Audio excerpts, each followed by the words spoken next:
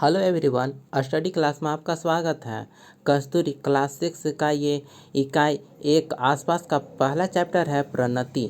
इस चैप्टर को आप अच्छे से देखें और राइट डाउन करें तथा इसी प्रकार का वीडियो हम लगातार बना रहे हैं, इसलिए इस चैनल को सब्सक्राइब जरूर करें। पहला क्वेश्चन है, अस्थियां जलाने का क्या भावार्थ है? इसका सही उत्तर होगा अस्थियां जलाने का भावार्थ है स्वयं को संघर्ष की आग में झोंक कर लोगों में राष्ट्रीयता की भावना जगाना। ठीक है। क्वेश्चन नंबर 2 है, वे लोग कौन होते हैं जो अपने गर्दन का मोल लिए बिना ही उसे सहर्ष कटवाने के लिए तैयार रहते हैं?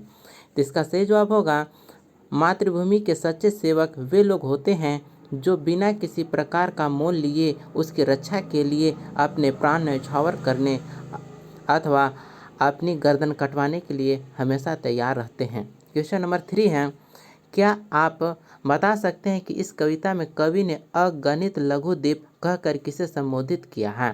तो इसका सही जवाब होगा कवि ने अगणित लघुद्वीप मातृभूमि के उन रक्षकों अथवा सैनिकों को कहा है जिन्होंने बिना किसी प्रकार की इच्छा को मन में रखे स्वयं को खामोशी से इसकी रक्षा के लिए बलिदान कर दिया है।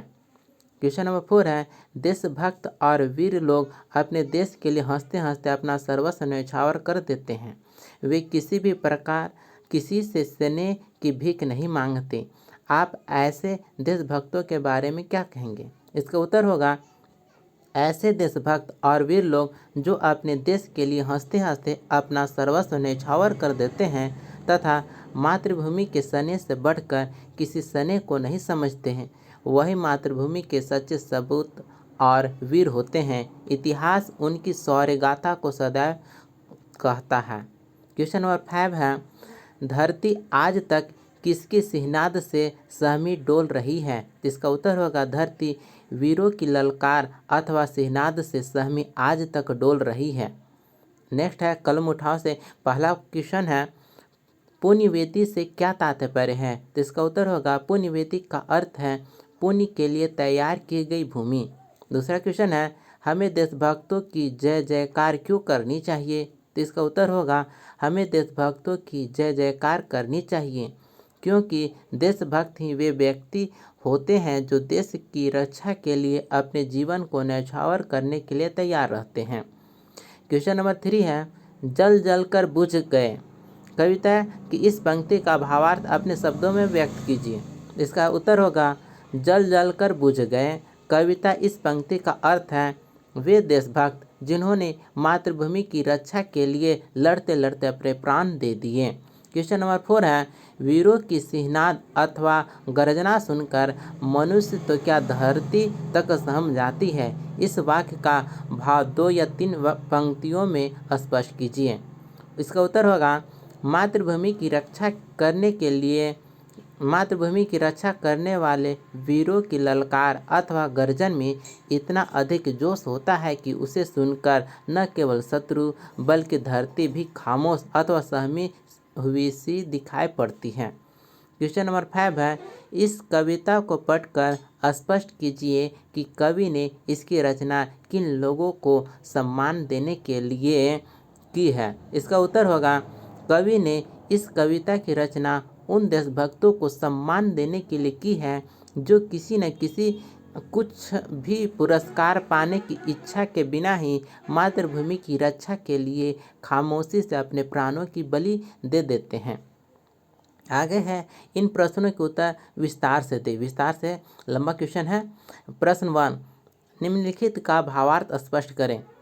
जो पोएम है उसका भावार्थ है इस प्रकार है, कवि का इस कविता के माध्यम से कहना है कि जो असंख्य देशभक्त अथवा वीर मातृभूमि की रक्षा के लिए होने वाले संघर्ष में तूफानों में दीपकों की भांति जल जल कर बुझ गए हैं अर्थात शत्रु से लड़ते लड़ते शहीद हो गए हैं, उन्होंने भी कभी किसी दिन किसी भी देशवासी से मुंह खोलकर उनसे प्रेम अथवा स्नेह नहीं मांगा है, अर्थात वे निस्वार्थ भाव से मातृभूमि पर न्यौछावर हो गए हैं।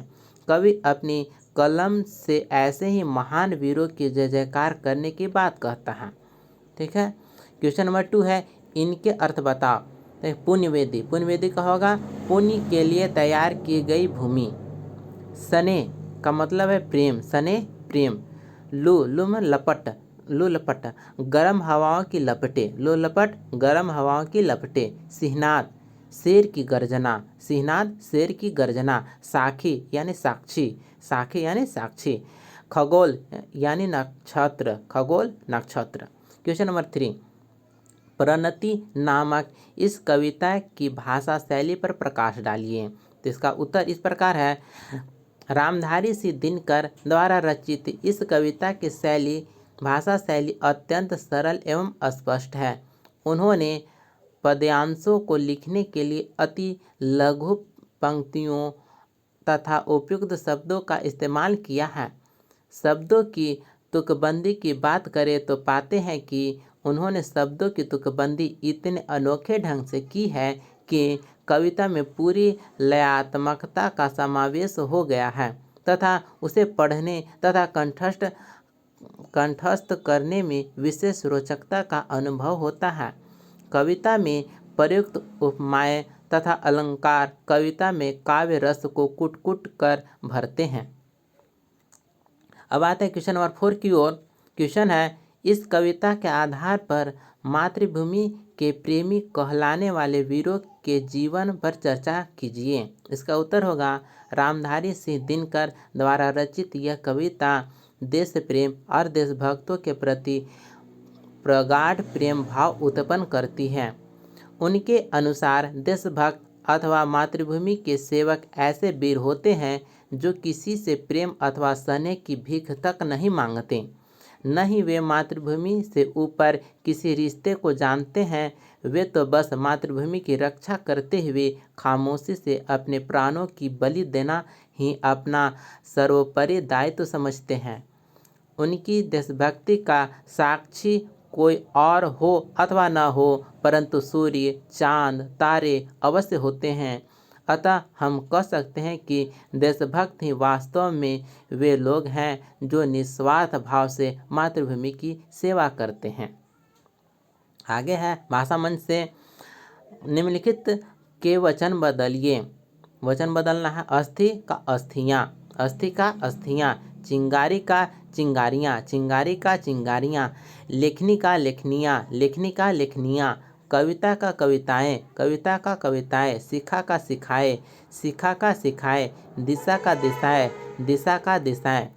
प्रश्न 2, दिए गए उदाहरणों के आधार पर निम्न शब्द युग्मों का अर्थ बताइए। बारी बारी, एक एक करके। बाल बच्चे, परिवार के सभी बच्चे। लू लपट, आग की लपटे। लाभ हानि, लाभ और हानि। गली गली, प्रत्येक गली। वन वन, प्रत्येक वन। आना जाना, आना और जाना। क्वेश्चन नंबर 3, निम्नलिखित शब्दों के विपरीतार्थक लिखो। आज, कल। लघु का गुरु, लघु गुरु। अपना पराया। देशभक्त, देशद्रोही। आग, पानी। ठंडा, गरम। इंसान, हैवान। धरती, आकाश। ऊपर, नीचे। क्वेश्चन नंबर 4, निम्नलिखित शब्दों का संधि विच्छेद कीजिए। पुण्यवेदी, पुण्य धन वेदी। अगणित, अधन गणित। आमोलक, आम धन ओलक। शिवालय, शिव धन आलय। महाराज, महाधन राज। देवर्षि, देवधन ऋषि। क्वेश्चन नंबर 5, निम्नलिखित तत्सम शब्दों के तद्भव रूप लिखिए। अस्थि, हड्डी। अग्नि, आग। चंद्र, चांद। शिखा, चोटी। सिंह, शेर। कर्म, काम। आगे है परख के मंच पर। क्वेश्चन नंबर 1 है, किसी ऐसे देशभक्त के बारे में लिखिए जिससे आप सर्वाधिक प्रभावित हो और उसे अपना प्रेरणा स्रोत मानते हो। इसका उत्तर होगा, मैं शहीद आजम कहे जाने वाले सरदार भगत सिंह से सर्वाधिक प्रभावित हूँ। वही मेरे प्रेरणा स्रोत हैं। सरदार भगत सिंह का जन्म 27 सितंबर 1907 को लायलपुर जिले के बंगा नामक स्थान पर हुआ था। बड़ा होने पर वे भारत को स्वतंत्र कराने वाले सर्वाधिक प्रमुख क्रांतिकारी बन गए थे। 17 सितंबर 1925 को उन्होंने अंग्रेजों से लाला लाजपत राय की मौत का बदला लेने के लिए ब्रिटिश पुलिस अधिकारी सैंडर्स की हत्या कर दी थी। इसी प्रकार 8 अप्रैल 1929 को उन्होंने बटुकेश्वर दत्त के साथ मिलकर केंद्रीय असेंबली में बम फेंककर अंग्रेजी सरकार को हिला दिया था। इसी मुकदमे में न्याय का नाटक रचते हुए 1931 में उन्हें राजगुरु तथा सुखदेव के साथ फांसी पर चढ़ा दिया गया था। निसंदेह भगत सिंह और उसके साथियों के बलिदान ने देश में एक जनजागृति पैदा कर दी थी। मैं ऐसे देशभक्त के जीवन से हमेशा हमेशा प्रेरणा लेता रहूँगा। इस प्रकार प्रभावित होकर अपना प्रेरणा स्रोत हमने भगत सिंह को माना है। क्वेश्चन नंबर 2 है, हम सबको अपनी मातृभूमि से प्रेम करना चाहिए, क्या आप बता सकते हैं क्यों? इसका उत्तर होगा, हमें अपनी मातृभूमि से प्रेम करना चाहिए क्योंकि मातृभूमि का स्थान हमारी जननी माँ से भी ऊंचा होता है और अपनी माँ से प्रेम करना तथा उसकी रक्षा करना हमारा नैतिक कर्तव्य है। क्वेश्चन नंबर 3, सोचिए और बताइए कि अपने समस्त जीवन में हम अपनी जन्मभूमि से क्या क्या पाते हैं। इसका उत्तर होगा, हम अपनी जन्मभूमि से वह हर चीज़ पाते हैं जो जीवन जीने के लिए अनिवार्य होती हैं, जैसे कि अन्न, जल, वस्त्र तथा अन्य सभी वस्तुएं। ये सभी वस्तुएं हमें इसी से प्राप्त होती हैं। इसी की मिट्टी में खेल खेल कर हम बड़े होते हैं। हमें जन्मभूमि हमें स्नेह भी प्रदान करती है। अतः हम कह सकते हैं कि जन्मभूमि ही हमारे जीवन की पालक होती है। क्वेश्चन नंबर 4, देश प्रेम के बारे में आप क्या सोचते हैं, अपने शब्दों में बताइए। इसका उत्तर होगा, मैं देश प्रेम को ही प्रेम का सबसे उत्तम रूप मानता हूँ, क्योंकि देश से प्रेम करने वाला आदमी ही मानव हित में कार्य कर सकता है और उसकी समृद्धि और संपन्नता की सोच सकता है। रचनात्मक बनाना, स्मरण परीक्षा अपने से बनाना है। आगे है, रामधारी सिंह दिनकर की किसी अन्य देशभक्ति पर आधारित कविता को चुनिए तथा उसके भावार्थ को गद्य रूप में प्रस्तुत कीजिए।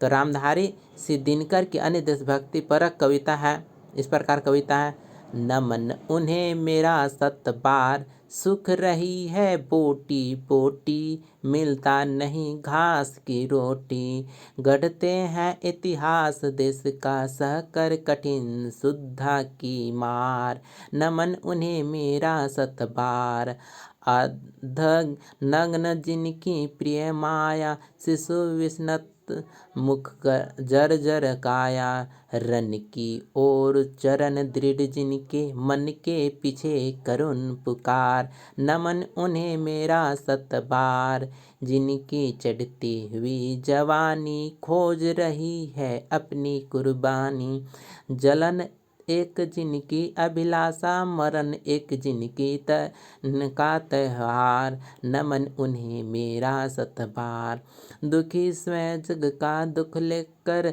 स्वयं रिक्त सबको दुख देकर, जिनका दिया अमृत जग पीता, कालकूट उनका आहार, नमन उन्हें मेरा 7 बार, वीर तुम्हारा लिए सहारा, टिका हुआ है भूतल सारा, होते तुम न कहीं तो कब का उलट गया होता संसार, नमन उन्हें मेरा 7 बार, चरण भूमि दो शीश लगा लो, जीवन का बल तेज जगा लो, मैं निवास जिस मुख स्वप्न का, तुम उसके सक्रिय अवतार, नमन उन्हें मेरा 7 बार। इस प्रकार से ये पहला चैप्टर प्रणति का ये प्रथम अध्याय समाप्त होता है।